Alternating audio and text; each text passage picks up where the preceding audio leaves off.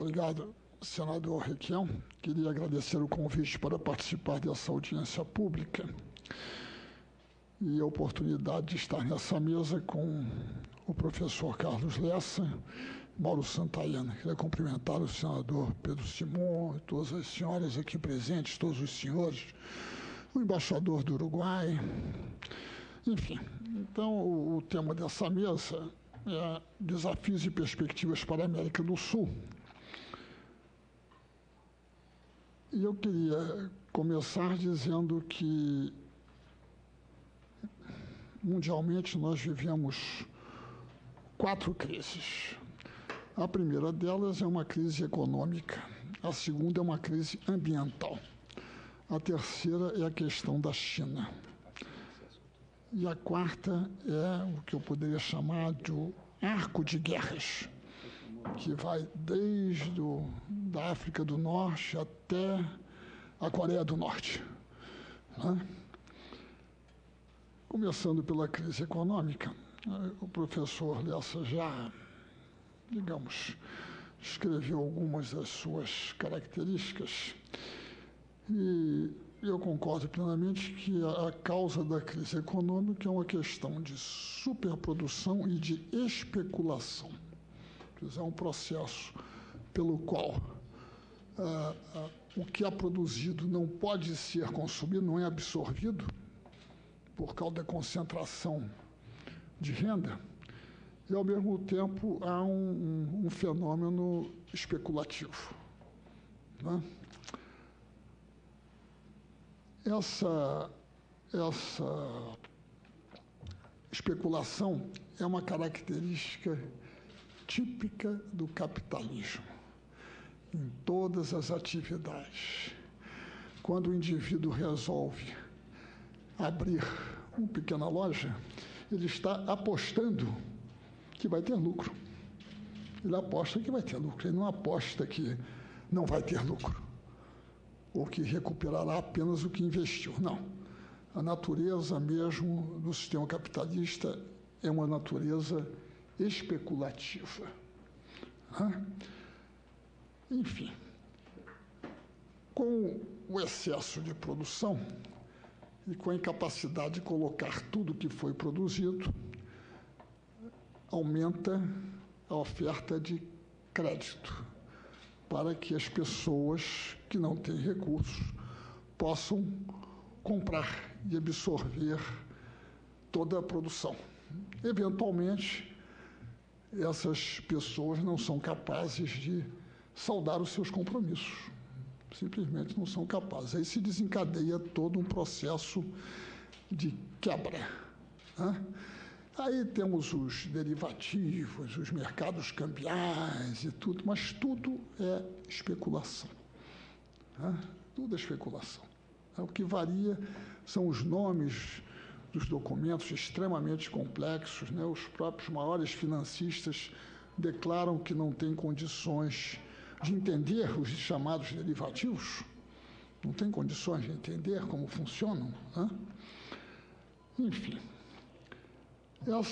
essa crise econômica, ela se transforma eventualmente, começa com uma crise financeira, se transforma em econômica e depois se torna uma crise social, né? O que nós estamos vendo na Europa é uma crise também social, em que os países, os governos, através de políticas de contenção de despesas, de redução de programas sociais, tentativas de redução, digamos, das vantagens trabalhistas, assim por diante, né? Procuram recuperar o que perderam desde Keynes. Desde Keynes, né? Se não se conformaram com isso, né? Então procuram hoje recuperar, né? Enfim, nos Estados Unidos a situação é um pouco diferente, né? E que ela se orienta para apoiar os bancos, para colocar recursos nos bancos, tentar reativar a economia. E os bancos tem hoje em dia lucros absolutamente extraordinários, né? E não passam os recursos adiante, quer dizer, não fazem empréstimos para reativar a economia, tá? Quando vemos as notícias sobre a concentração de renda nos Estados Unidos desde 2003 até 2008, 2009, é algo extraordinário, a concentração de renda, né? Enfim, na crise econômica, ela é também um pretexto para a reorganização da estrutura da União Europeia. Quer dizer, a União Europeia, que criou a moeda única, agora está tentando controlar os orçamentos. Em resumo, né? Está tentando controlar os orçamentos dos Estados, né? Estabelecendo metas e assim por diante. Isso, se ocorrer, vai tornar a União Europeia uma estrutura mais coesa, com grande prejuízo para os trabalhadores. Quanto a isso, não há a menor dúvida. E nenhum prejuízo para as grandes empresas. Nenhum prejuízo. Grande prejuízo para as pequenas empresas, né? Muito bem. Então, Então, essa é uma crise que ela vai demorar, agora cada vez mais falam que irá até 2013, 2014. Ela continuará, inclusive, porque não se sabe a qualidade dos ativos dos bancos, chamados ativos tóxicos, não se sabe. Então, isso é algo que digamos, impede, né, a retomada dos empréstimos para a atividade produtiva. Ao lado dessa crise econômica, há uma crise ambiental, que tem a ver com a crise econômica. A matriz energética, como já disse o professor Lessa, ela tem como fundamento, na maior parte dos países, os combustíveis fósseis, que são os que geram maior volume de gases de efeito estufa. Por quê que eles usam esses combustíveis fósseis? Porque é mais barato. É muito simples. É mais barato o combustível fóssil para gerar energia do que as fontes eólicas e assim por diante, né? A energia nuclear e assim por diante. Então, essa crise ambiental, ela está ligada à questão dos hábitos de consumo. Ontem ou hoje, creio que ontem, uma organização internacional chamada WWF, que é uma organização na área de meio ambiente, né? Ela diz que seria necessário 2 terras para permitir os atuais níveis de consumo para todos os países.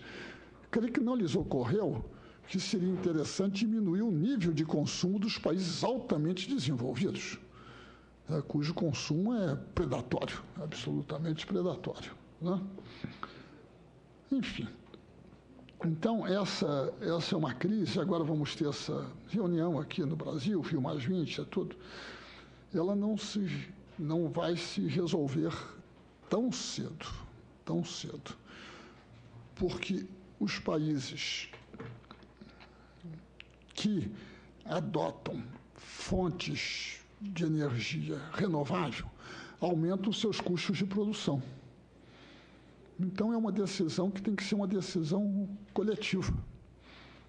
E há uma enorme resistência, inclusive porque os países desenvolvidos, eles querem que os países subdesenvolvidos assumam compromissos maiores, quando se sabe que a acumulação de gases de efeito de estufa na atmosfera é um processo histórico.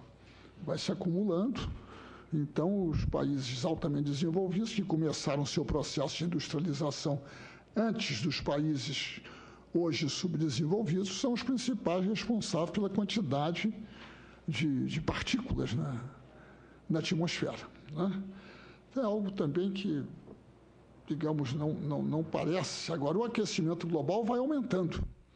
A cada momento há novas notícias sobre os índices de aquecimento e cada vez consequências mais graves, né? Enfim, tem a ver com a crise, porque com a crise é mais difícil reorganizar o sistema econômico, né? E mudar a matriz energética. O terceiro fenômeno, ou crise, é a questão da emergência da China. Quer dizer, desde 1979, a China vem crescendo a uma média de 10% ao ano. 10% ao ano, todo ano, na média. Às vezes mais, às vezes menos, mas na média 10%, né?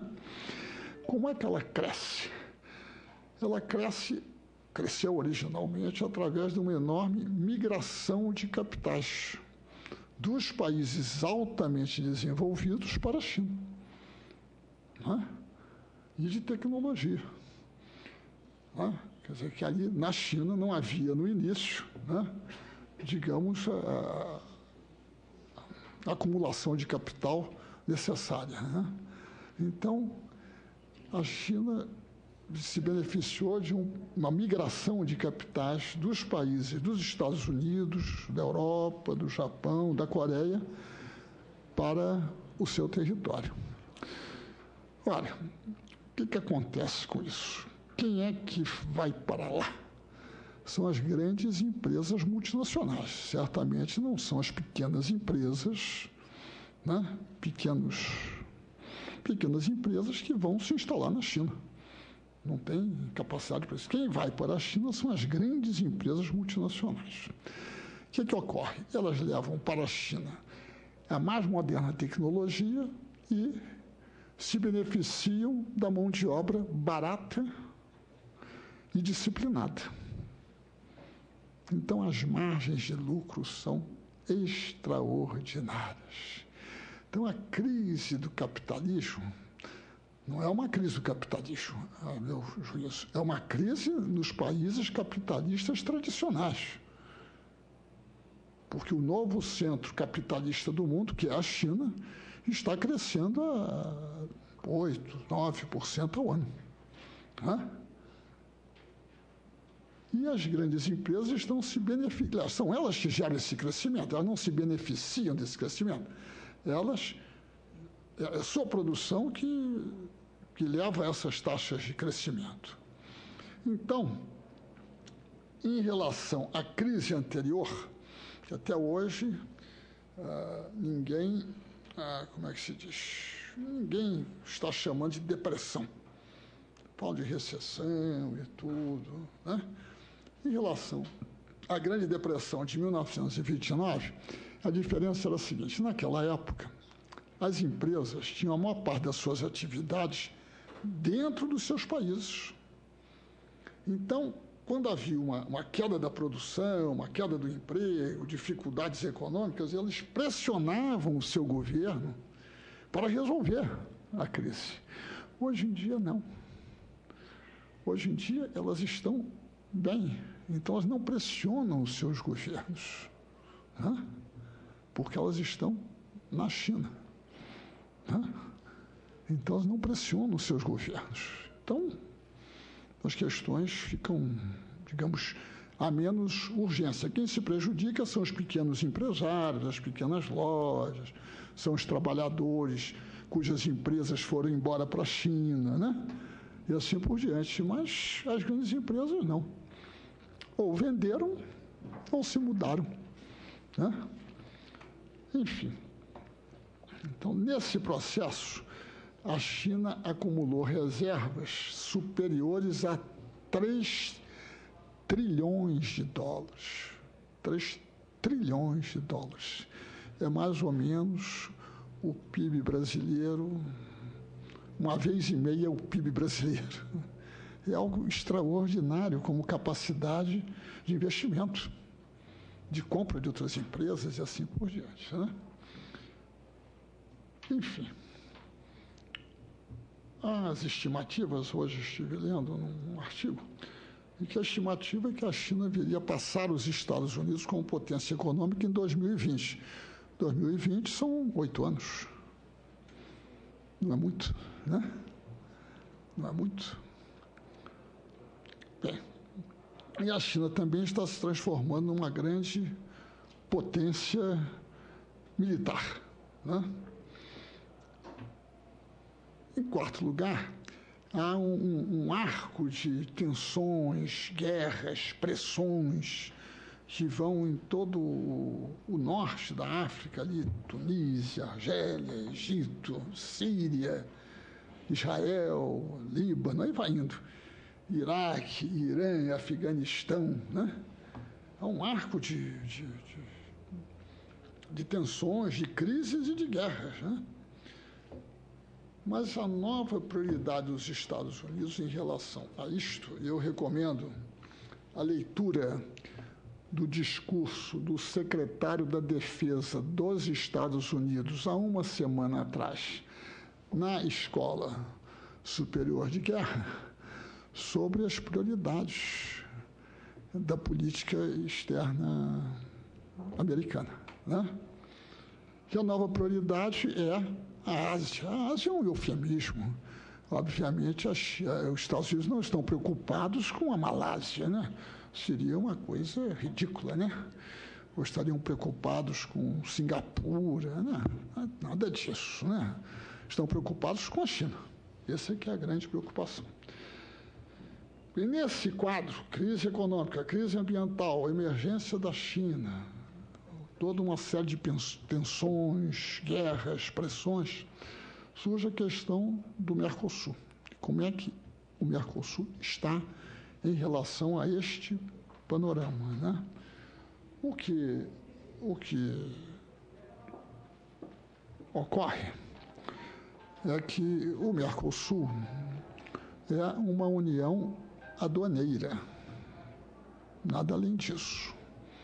Não é uma comunidade econômica como a Europa, de forma nenhuma, uma união aduaneira, né? Que tem uma tarifa externa comum. É isso. Né? E tem uma série de mecanismos e tudo, enfim. Agora, o Mercosul é uma organização econômica que reuniu países altamente assimétricos. De um lado, os Estados Unidos, o Brasil e a Argentina, que eram, na época, o país de maior população, o Brasil, a Argentina o segundo, os países mais industrializados, né? E, ao mesmo tempo, nesse grupo estão incluídos o Uruguai, com 3 milhões de habitantes, e o Paraguai, com 6 milhões de habitantes, né? Então, há uma assimetria extraordinária. Essa assimetria faz com que os países menores, com menor mercado, etc., eles sejam mais inclinados a importar, porque eles não têm estrutura produtiva sofisticada. Tá? São inclinados, preferem importar. Não do Brasil, mas importar da Alemanha, do Japão e assim por diante, né? Então, é uma pressão muito complexa, né? Ao mesmo tempo, esses estados, além dessas diferenças, assimetrias, o Paraguai é um dos 2 estados mediterrâneos, né? Ser mediterrâneo é uma coisa muito ruim, muito complexo, né? Muito complexo. Né? Por outro lado, um outro estado, que é o Uruguai, com alto nível de desenvolvimento humano, né? Alta renda per capita e assim por diante. Né? Muito bem. Nos últimos... Então, as desigualdades entre os estados são de toda ordem. Né? Nos últimos anos, houve uma expansão grande do comércio intra-Mercosul e houve uma expansão grande dos investimentos, principalmente dos investimentos brasileiros nos outros países. porque, tendo um mercado maior, naturalmente surgem empresas maiores e mais competitivas do que as empresas de países com mercados menores. Isso é natural, né? Essa diferença, essa liberalização do comércio, como não foi acompanhada da uniformização das regras econômicas, por exemplo, da legislação tributária, legislação previdenciária e assim por diante, gera diferenças entre as empresas, né? A diferença de tamanho faz com que também as empresas brasileiras venham a ter superávites, né? O superávit significa um deslocamento das empresas locais, né? Deixam de produzir porque há uma importação. Isso faz com que haja uma reivindicação junto a seus representantes, dizendo, olha, nós estamos aqui sendo prejudicados, né? Aumentou o desemprego e assim por diante. Então, isso é uma coisa definitiva, né? Muito bem. Nesse processo internacional, hoje em dia, há um fenômeno, na minha opinião, de desindustrialização. Isto é, de um lado, as políticas monetárias americanas que fazem com que ingresse no país grande quantidade de dólares, né? O que valoriza o real, né? Por outro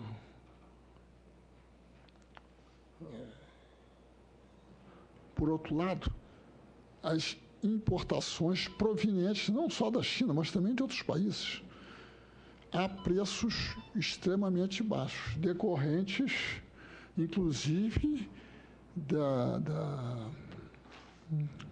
moeda estrangeira mais barata, né? Então, é algo que está ocorrendo amplamente, né?